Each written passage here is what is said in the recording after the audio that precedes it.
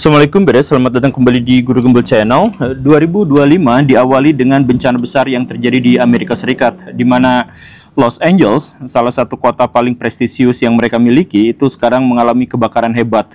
Kebakaran yang menghanguskan area sampai seukuran kota Bandung. Dan kerugian mencapai sekitar 2.100 triliun rupiah. Angka yang sangat fantastis. Kemudian banyak sekali netizen-netizen di Indonesia yang berkomentar, syukurin. Banyak di antara mereka yang menjadikan momen ini sebagai momen syukuran karena melihat bahwa Amerika Serikat sebagai musuh mereka itu sekarang luluh lantak, diazab oleh Allah Subhanahu wa Ta'ala, dan dipaksa untuk merasakan penderitaan sama seperti yang dialami oleh warga Gaza, dan seterusnya dan seterusnya. Tapi saya mohon maaf sekali baraya buat para haters Amerika Serikat. Saya bukan pembenci dan bukan fans Amerika Serikat seperti yang baraya ketahui. Tapi buat baraya yang hate terhadap Amerika Serikat, please tunda dulu pestanya. Tolong jangan dulu bersyukur atas apa yang terjadi di sana. Kenapa seperti itu? Kita mulai dari logika berpikir yang harusnya baraya balik. Coba misalkan begini ya baraya. Satu kota di Amerika Serikat yang kebakaran itu menyebabkan kerugian sampai 2.100 triliun rupiah. Jadi maksudnya apa? Maksudnya adalah itulah nilai satu kota di Amerika Serikat. Segede itu. Satu kota di Amerika Serikat itu sama seperti satu negara Indonesia dalam waktu 1 tahun. Kan APBN Indonesia tahun 2023 itu 2.700-an triliun. Nah ini satu kota di Amerika Serikat, nggak semua juga sih. Satu kota di Amerika Serikat, kerugian yang diakibatkan dari kebakarannya itu mencapai 2.200 triliun rupiah gitu. Jadi kalau misalkan baraya menganggap bahwa ini adalah sesuatu yang menyenangkan, tahan dulu. Ini justru menunjukkan betapa besar dan betapa kuatnya Amerika Serikat dalam hal ini. Dan kalau misalkan baraya melihat jumlah korban yang meninggal di sana hanya sekitar 10 atau 11 orang dengan beberapa yang belum terkonfirmasi. 11 orang untuk ukuran kebakaran sehebat itu, sebesar itu, salah satu kebakaran paling besar dalam sejarah, itu kemudian meninggalnya cuma 10 orang atau 11 orang, itu menunjukkan kekuatan mereka dalam menciptakan sistem dan mitigasi. Kan gitu. Dan kalau misalkan baraya cek siapa saja yang meninggal, kebanyakan yang meninggal itu adalah orang-orang tua.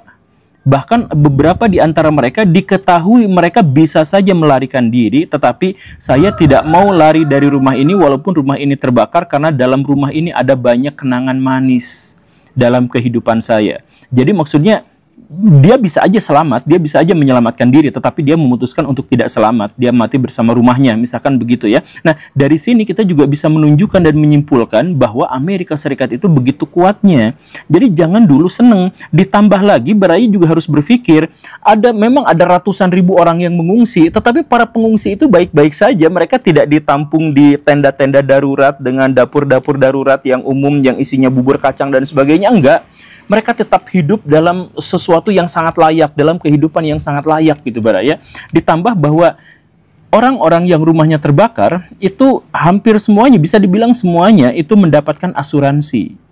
Dan asuransinya mencapai kalau di total itu sekitar 350 triliun rupiah. Jadi rumah segitu itu asuransinya 350 triliun rupiah. Betapa besarnya kekayaan Amerika Serikat dalam konteks ini dilihat dari sini.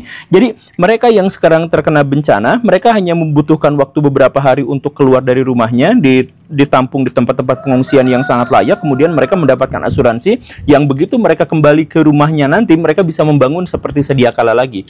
Oke, seperti itu saja. Jadi dalam hal ini apa yang membuat kita menjadi pesta pora apa Amerika Serikat mendapatkan bencana dan sebagainya. Plus baraya, ini satu hal yang harus digarisbawahi. Katakanlah bahwa sekarang asuransi Amerika Serikat kolaps gitu, pariwisata Amerika Serikat kolaps pada bagian itu dan sebagainya.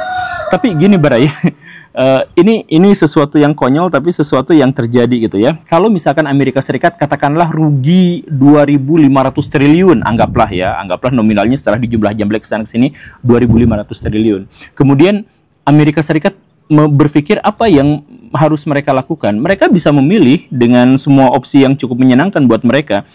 Sebenarnya nggak usah milih juga, mereka baik-baik saja. Tapi kalau misalkan mereka milih cetak uang misalkan. Mereka tidak khawatir terjadi inflasi. Jadi kalau misalkan ide Pak Mardigu itu diterapkan di Indonesia, ya goncang Indonesia. Tapi kalau misalkan diterapkan di Amerika Serikat, ya baik-baik saja.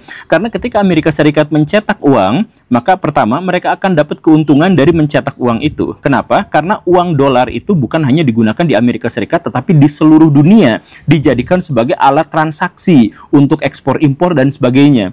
Jadi akibatnya apa? Anggaplah kalau misalkan mereka memilih untuk mencetak uang dolar, kemudian dolar itu digunakan untuk kebutuhan memenuhi masalah-masalah bencana yang terjadi di Los Angeles, mereka nggak akan terjadi inflasi yang bagaimana, karena uang dolarnya dipakai di seluruh dunia. Dan kalaupun misalkan ada inflasi atas dolar itu, maka seluruh dunia menanggung masalah dari inflasi yang dimaksud itu, termasuk juga Indonesia.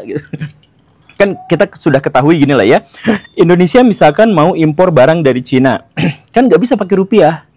Karena ada kesenjangan antara yuan dengan mata uang yuan dengan mata uang rupiah. Nah, karena itu kita harus beli dulu dolar, kemudian dari dolar itu dikecinain, kemudian Cina, nah dari sana ditukar lagi sama Cina itu ke yuan gitu. Begitupun sebaliknya. Artinya apa? Setiap kita mau transaksi luar negeri, kita membutuhkan dolar. Setiap itu berarti Amerika Serikat untung. Mau cetak uang, mau tidak cetak uang, dia tetap untung. Gitu kan. Nah, jadi kalau misalkan Amerika Serikat sekarang sedang kerugian, maka seluruh dunia kena dampaknya. Semua negara-negara yang menggunakan dolar sebagai alat tukar ekspor impor mereka. Nah, jadi kita sekarang banyak netizen-netizen Indonesia yang mentertawakan Amerika Serikat rugi, Amerika Serikat bangkrut. Yang nanggung kebangkrutan Amerika Serikat itu adalah baraya sendiri. Coba hitung gini baraya. Misalkan gini ya. Misalkan amit-amit jabang dinosaurus, tapi misalkan begini. Amerika Serikat itu lihat netizen-netizen Indonesia di kolom komentarnya itu ngejelek-jelekin Amerika Serikat atas musibah yang terjadi di LA. Kemudian Amerika Serikat marah. Kemudian apa yang dilakukan sama Amerika Serikat? Amerika Serikat akan dengan sangat mudahnya untuk menghancurkan ekonomi Indonesia. Naikkan dolar 20% misalkan, atau naikkan dolar sampai Rp20.000. Misalkan, kalau mereka mau dan mereka bisa melakukan itu, Indonesia dijamin akan mengalami kolaps. Indonesia krisis ekonomi, mungkin Pak Prabowo akan dikudeta, mungkin Fufu Fafa akan dikejar-kejar, mungkin orang-orang Chinese di Indonesia akan dibakar lagi sama seperti kerusuhan tahun 1998. Krisis ekonomi tahun 1998 itu diantaranya pemicunya adalah ketika miliarder Amerika Serikat yang namanya George Soros itu memborong dolar. Ketika Indonesia mau bayar utang pakai dolar, dolar sisanya sedikit. Dia marah-marah, maka saya harus membayar utang, maka saya beli dolar berapapun harganya. Itu yang terjadi di Indonesia, terjadi di Thailand, terjadi di Filipina, dan sebagainya, dan akhirnya terjadi krisis multidimensi. Jadi itu 1 miliarder Amerika Serikat.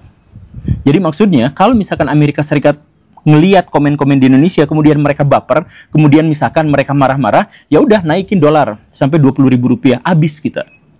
Dan bukan hanya itu, sebaliknya, kalau misalkan Amerika Serikat mau gitu, ya inflasikan dolar, turunkan dolar misalkan ya, sampai hanya tersisa Rp10.000 aja. Indonesia dijamin kolaps juga dengan itu gitu.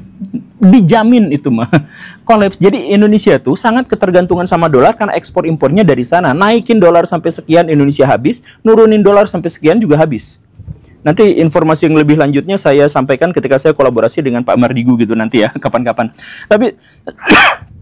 Tapi inti masalahnya adalah seperti itu. Jadi kalau misalkan Baraya mentertawakan Amerika Serikat karena kejatuhan Amerika Serikat, karena azab dari Allah Subhanahu wa taala, karena Donald Trump begini dan begitu dan sebagainya, salah alamat Baraya. Ketika Amerika Serikat kena musibah, kena bencana, seluruh dunia akan menanggung kerugian atas bencana itu karena mereka semuanya menggunakan dolar. Dan kalau misalkan Amerika Serikat cukup baper untuk misalkan menanggapi apa yang terjadi di Indonesia, netizen-netizen di Indonesia, mereka bisa aja menciptakan reformasi jilid 2 atau bahkan sesuatu yang lebih buruk daripada itu.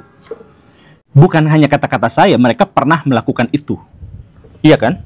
Itu yang pertama. Kemudian masalah yang kedua, saya minta netizen-netizen Indonesia berhenti untuk pesta sekarang. Tunda dulu pestanya kalau mungkin. Undangan-undangan yang sudah disebarkan, tarik lagi. Jangan sampai kita bikin pesta karena Amerika Serikat kebakaran dan sebagainya. Kenapa bisa seperti itu?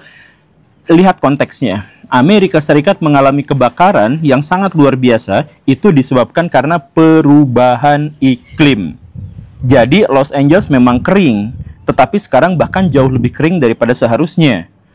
Los Angeles itu memang sedikit air di sana sejak awal, tetapi mereka lebih sedikit air sekarang itu gara-gara global warming. Kemudian angin di sana itu memang kencang, tetapi angin sampai 160 yang terjadi saat ini itu juga adalah gara-gara global warming, pemanasan global atau perubahan iklim atau hal yang semacam itu. Tagline di sini itu namanya adalah global. Artinya apa? Kalau misalkan perubahan iklim itu terjadi di Amerika Serikat saja, kita bisa syukuran. Tapi ini yang terjadi di seluruh dunia. Jadi apa yang terjadi di Amerika Serikat juga berpotensi besar terjadi di Indonesia dan di seluruh dunia. Karena alasan yang sama, perubahan iklim. Jadi perubahan iklim itu kan mencakup suhu yang menjadi ekstrim, kemudian cuaca yang semakin tidak bisa diprediksi, kemungkinan bencana kebakaran hutan itu menjadi ancaman pada satu musim tertentu, dan banjir bandang itu terjadi pada musim yang lain. Itu adalah bencana-bencana yang akan diprediksi. Kemudian penggunaan lahan menjadi semakin sulit, kemudian menanam ini itu dan sebagainya menjadi semakin sulit. Padi-padian untuk nanam padi kapan dan sebagainya itu sudah sulit untuk diprediksikan karena cuaca menjadi semakin tidak menentu. Baraya silahkan cek sekarang, datang ke tempat-tempat yang adem, yang sejuk. Katakanlah misalkan Puncak gitu ya, atau misalkan Lembang dan sebagainya. Sekarang banyak perkebunan-perkebunan teh di sana itu yang buka tempat baru, tempat nyari duit yang baru. Ada yang bikin motel, ada yang bikin hotel, ada yang bikin villa dan sebagainya. Kenapa seperti itu? Karena bisnis perkebunan teh sekarang menjadi semakin sulit. Kenapa? Karena teh yang seharusnya hidup di suhu yang sekian, sekarang mereka dipaksa untuk hidup di suhu yang lebih tinggi lagi. Mereka menjadi lebih panas. Karena itu, maka mereka menghasilkan teh yang jauh lebih buruk dan jauh lebih sedikit daripada yang sebelumnya. Dan karena itulah maka mereka sekarang sewain villa, mereka bikin resort dan lain sebagainya. Oke, itu masalahnya dari global warming. Itu bukan hanya terjadi di Amerika Serikat, tetapi terjadi di seluruh dunia. Saya berulang-ulang mengatakan bahwa waktu saya kecil, suhu paling maksimal yang bisa ditangkap oleh orang-orang di Bandung itu hanya 27 derajat Celcius. Dan sekarang saya pernah merasakan suhu sampai 36 derajat Celcius. Dan kita tidak tahu apa yang akan terjadi pada misalkan 10 tahun ke depan, panasnya kayak gimana. Itu global warming. Nah, kalau misalkan di Amerika Serikat dengan teknologi yang sangat luar biasa dan seterusnya itu bisa terjadi kebakaran, lalu apa yang mungkin terjadi pada Indonesia? Di Amerika Serikat itu ketika terjadi kebakaran itu dari mulai helikopter, pesawat, hidran semuanya bekerja sama. Indonesia, 2 rumah kebakaran yang dilakukan oleh orang-orang Indonesia itu adalah ngambil 1 ember air kemudian naik ke atap dan ngebanjurin. Perbandingannya jelas kan, Amerika Serikat bagaimana, Indonesia bagaimana. Jadi kalau misalkan ada kebakaran sehebat yang terjadi di Amerika Serikat, kita bisa bayangkan apa yang terjadi di Indonesia, berapa banyak korbannya, berapa banyak kerugiannya. Karena apa? Karena apa yang terjadi di Amerika Serikat juga yang menjadi penyebab kebakaran di Amerika Serikat juga adalah penyebab yang akan terjadi di Indonesia karena namanya global warming. Kan gitu Baraya, please lah coba pikirkan hal-hal yang semacam ini. Kita bukan hanya gara-gara kebencian terhadap Amerika Serikat lalu kita langsung mengutuk, menjelekan dan mentertawakan atas musibah yang mereka alami. Gak kepikiran hanya itu saja. Kita itu ada di ambang kepunahan Baraya, kita tuh di ambang kematian massal, kita tuh ada di ambang kiamat.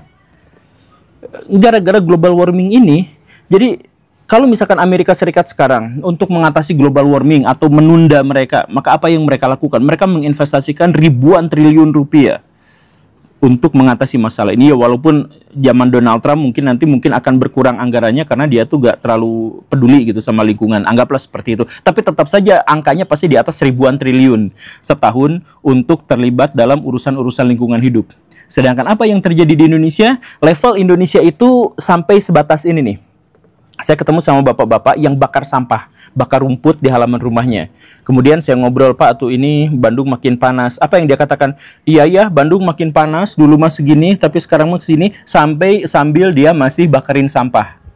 Jadi otaknya itu sedemikian dongdong sampai dia tidak mampu mengkoneksikan antara bencana semakin panasnya Bandung dengan apa yang dia lakukan saat bakar sampah. Itu otaknya tuh nggak connect, nggak nyambung. Selevel itulah orang Indonesia sekarang gitu.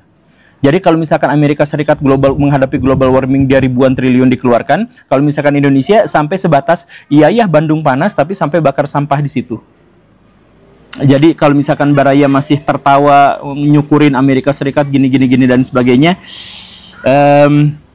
terima kasih karena sudah menyimak. Saya Guru Gembul. Assalamualaikum warahmatullahi wabarakatuh.